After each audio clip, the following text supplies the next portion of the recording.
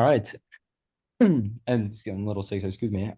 So yeah, so we are the Content Creator Plus team. And just very big overview, just keep in mind what we're doing. Pretty much we were contracted by Chris Shia, who's also here, to essentially create a excuse me, a dashboard that simplifies his like I guess workflow as a content creator. So pretty much we have a lot of things that enable him to just be a more efficient content creator, and we'll talk obviously a lot more about that. Yeah, the next slide. Yes, so I was the team lead for this team, and then I also give my own slide. And yeah, next slide. Yeah, so this is our team, and I'm Ayush. I was part of the front-end development. Hello, I am Heath Fry, and I was also part of the front end development.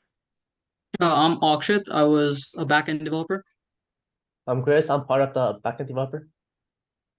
I'm Arif, and I primarily worked on the backend development. So for problem statement, in the modern world right now, many user content creators like Chris were having difficulty like keeping up the trend and looking for cool concept for their YouTube video. So to solve this problem, we created AI bot that can save their time scraping data from the internet to help them stay up on trends. Hold on a second. Can we not read a blob of text? Can we summarize it? Like, what is the problem? Talk in plain languages and talk about who has this problem. Okay, so the problem is that many content creators in the world right now, like Chris, having a problem of keeping track of the trend and the newest technology, and they have to spend a lot of time researching. So to solve this problem, we developed AI program that can scrape the data for them and look for cool technology on the internet and help them save them a lot of time to of themselves to research. Isn't that a much better way of talking about problems, right? And then you can also give examples, right? And Chris is here. You could be like, having some quotes from Chris, right? So that's much better than a blob of text, isn't it? Yeah. Okay. All right. Cool. Okay, so now I would just like to give a quick demo of our website and how it looks like. Victor, would you like to say something before I do that? Yeah. So I will say, so we do have it deployed, and I will send the link in chats right here. The only thing that just one caveat, just like demo issues, like always pre-demo issues. Something with the database on this app doesn't entirely work. So the entire thing works, just it's not being saved. For the deployment. But yeah, Arv, you can show the local hosting version. So, oh, sorry about that. So I'll just quickly give everyone a quick demo of our site. So all of this data is being scraped off of various websites such as Gear Patrol, Tech Radar, TechSpot. This is the title, the name of the product. The description of the product is being created by GPT. We make API calls to GPT, and it provides us with a description of the product based on the website, the link of the code of the HTML code of the website. So for example, if this essentially is the code of the website, I'm going to scrape this website for HTML code. I'm going to strip that code to its basic elements and then pass that code into GPT, and we're going to get our description of the product. So the errors that Victor was talking about primarily are the generate email and generate script. They're not being saved, and therefore the buttons don't work. And we also filter them based on product and if it's just a news or a tip. So if it's just an article. So that's there. So this is just the basic UI for our website.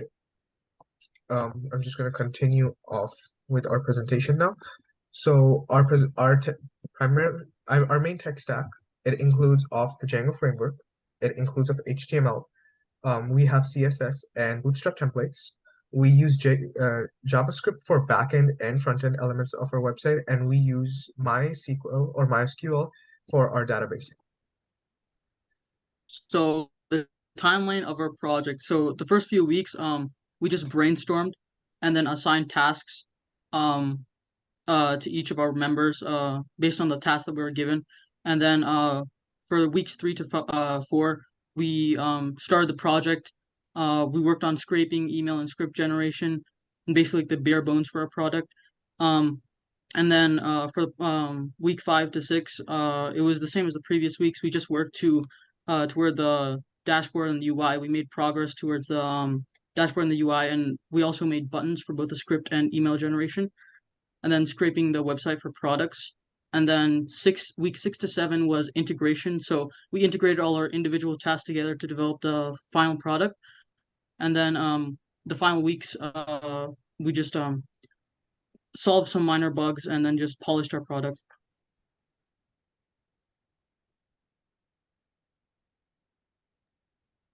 So I'm Ayush, and as you saw on like the second slide, I was part of the front end development with Heath. So my role was basically the design. So I designed on Figma, and I also worked on the prompt engineering for the script and for the email. I also worked on HTML for the implementing the images and the description. So basically for the design, we just wanted to make it as simple and as easy for Chris to understand and to use so it can be more efficient. And for the prompt, we just wanted to make it sound as professional as possible, as well as to sound like as close to Chris as possible. Throughout this journey, I learned about Figma, HTML, CSS, and how to work with the team on GitHub. Hello, I am Heath Fry, and as you saw, I also was a front-end developer. So I also worked on the design with Ayush on Figma, which I learned. I put many of the front-end features in place for the dashboard, including the buttons, scroll bar, cover clipboard, and others. So the thought process was, getting the design working and brainstorming with Ayush. And then I started the outline, slash the base HTML, the bare bones of the website or dashboard. And then I wanted to make sure the website was actually functional and it all worked. And then I added some more difficult features later. So what did I learn? Well, first I learned Notion, which I had never used before, so that was a challenge, but I learned a lot from that. Then I learned Figma, the designing. Then I learned everything I know now about Django with the formatting. I learned a lot more complex features about HTML and CSS. And I also learned more in JavaScript, and I learned how to work with the team in GitHub. I'm Chris. I'm on the backend developer. So I worked for this product. I worked on the email generator, login page, archive, and the Jingle setup. So what we're gonna do my thought process when I was working on this is to make it as user friendly as possible, which means make it as easy for the user, which is Chris, to understand how to use it, and keeping it organized, which means like making a filter to filter out the product and news, have a different section for them, so he knows like which section to look at or which category.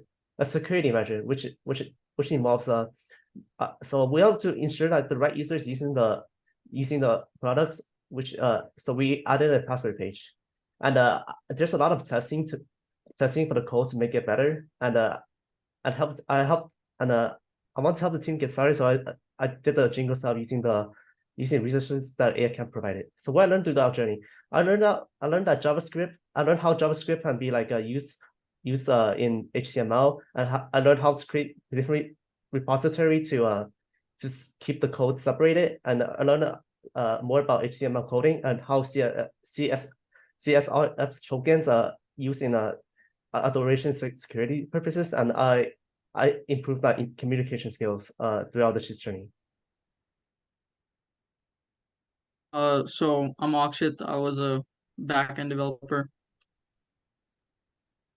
So what was my role and what did I do? So I mainly worked on the script generation, the week's archive and databasing, and then linking the front end to the back end. So mainly the thought process behind what I did was planning and then researching on the best way to approach the tasks that were given to me. And then what I learned was I never used Django before, so I learned a lot about Django for the server-side web development. And then I also learned a lot about JavaScript for front-end interactions, and then collaborating with the team on GitHub. and then creating and managing repositories for the assigned tasks, and then transferring my understanding of the web and then the back-end development that I was working on through practical experience. Guys, can I ask you some questions? Just like I'm still struggling to figure out how the product actually works. Can someone explain to me? So this is what? This is basically like we're gonna scrape like different product pages for interesting products, and so that Chris would have materials to make videos. Is Yes, that how it works?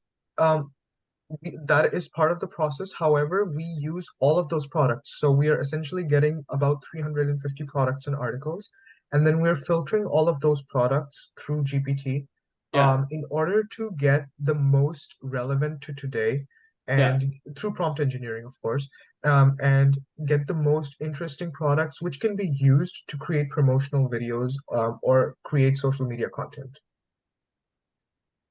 Okay. And can Chris choose whatever web pages you go and get that data? No.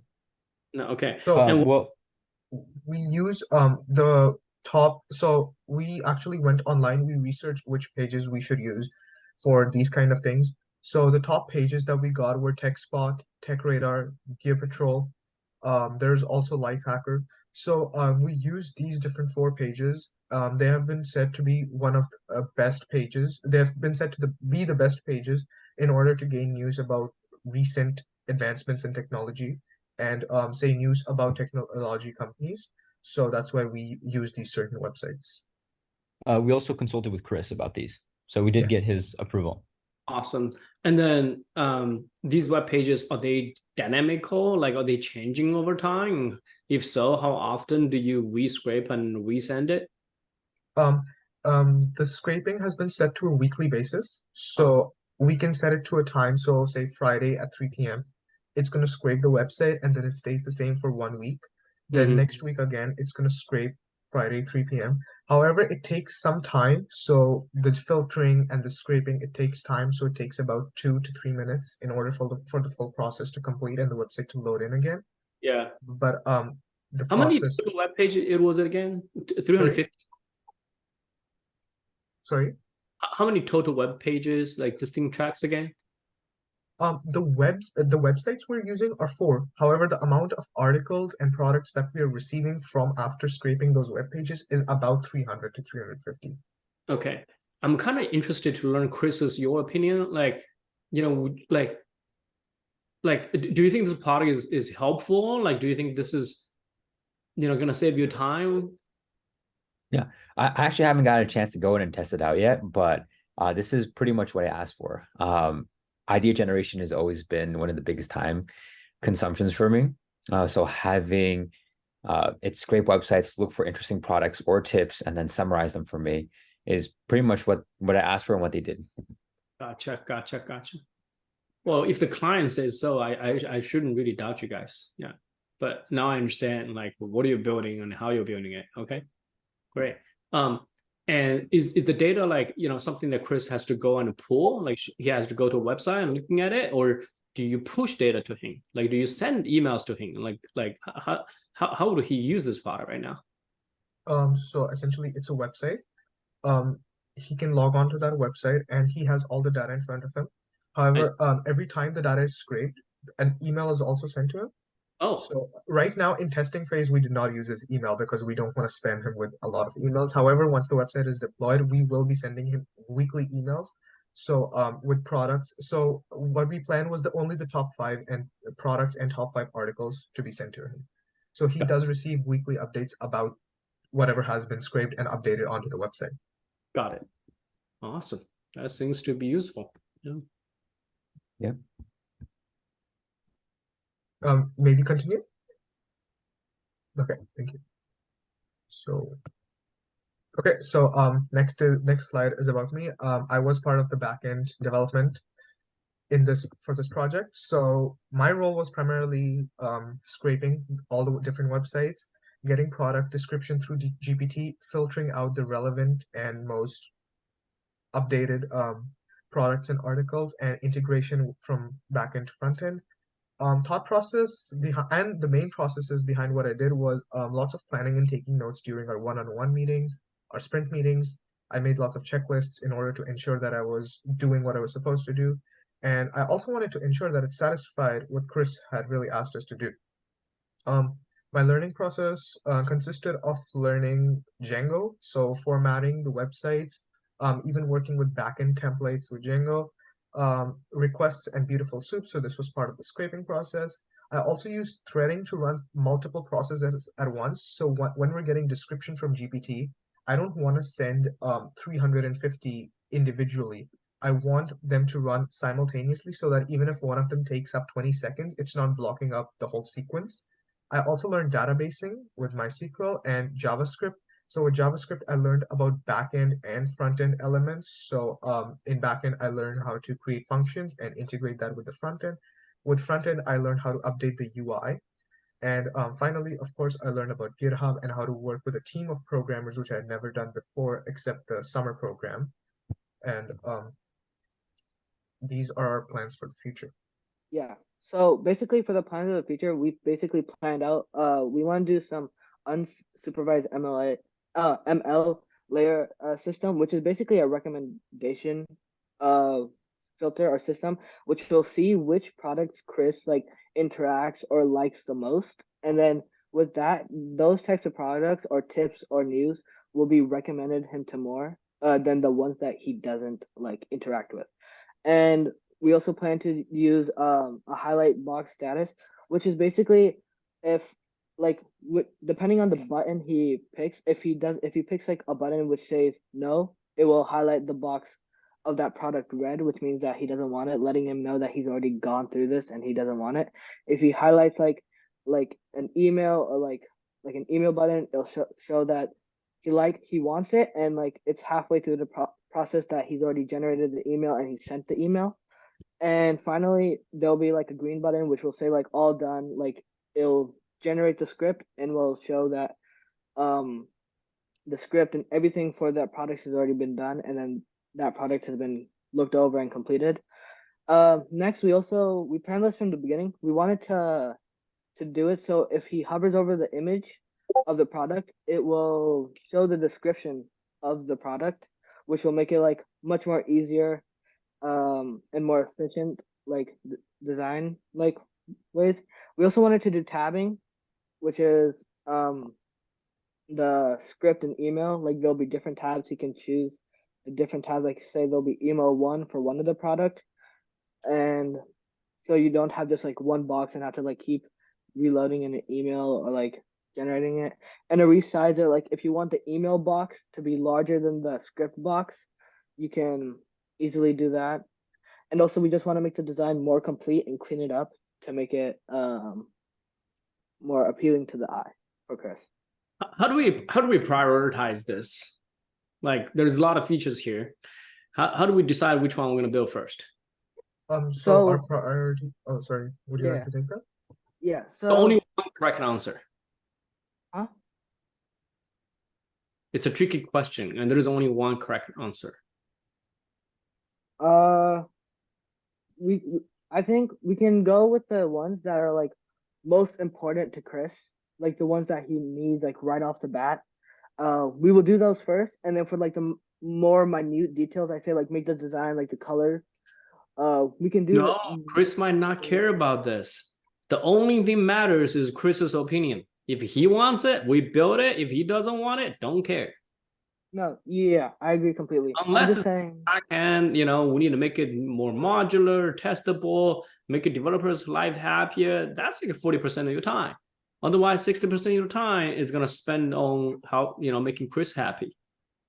yeah, I agree completely. Yeah, so yeah, basically we'll A lot of do features here. Maybe you should just talk to Chris. Maybe he doesn't care about this at all. Yeah. Okay. Yeah. Good stuff. Good stuff. Any other slides? That was it. Thank you. Can we invite Chris? Can you say a few words, please, sir? Yeah.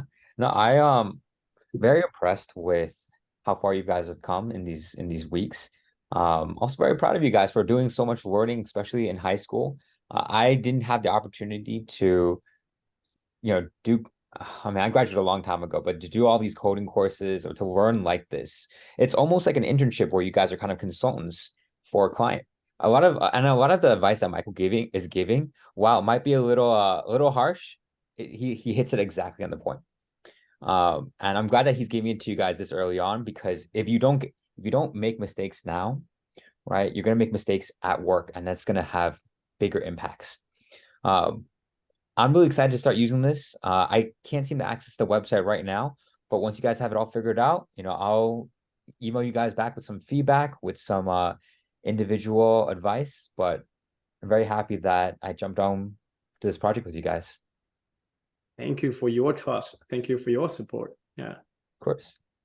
I also want the following. This is the first thing I've seen a technical product that you already deployed to fly. Who did the deployment? Who brought it up? That was me. Oh, I knew it has to be Victor. So that speaks to, Victor's experience, right? So this is not, for example, Replit, school project. This is literally deployed. There is a website you can get access to, even though it has arrows, right? Do you guys do any testing in the backend? Any unit testing? Not exactly, no. How do you handle Admittedly, it? no. A lot of try and accepts. Yeah. How about do you do logging? We are logging, yeah. Okay, long story short, Chris, don't have your hopes high. They're not using best practices. It's full of bugs, ain't gonna work, right? The only way it's gonna work is for you to actually handle all these best cases, right? Like handle all these best practices. Whether it's logging, exception handling, writing modular, testable code, right? We're talking about professionals, and that's what professionals would do, right? So I hope that you would, make your project better, get Chris to at least use this website. Maybe he eventually would, drop in, not using it, but at least you will spam his inbox and he's still going to remember, oh, wow, this team is still trying, right? And that's the likely scenario. I'm just going to give it to you right now, but I think that's something you probably want to, think through and, continue to dive deeper about these projects.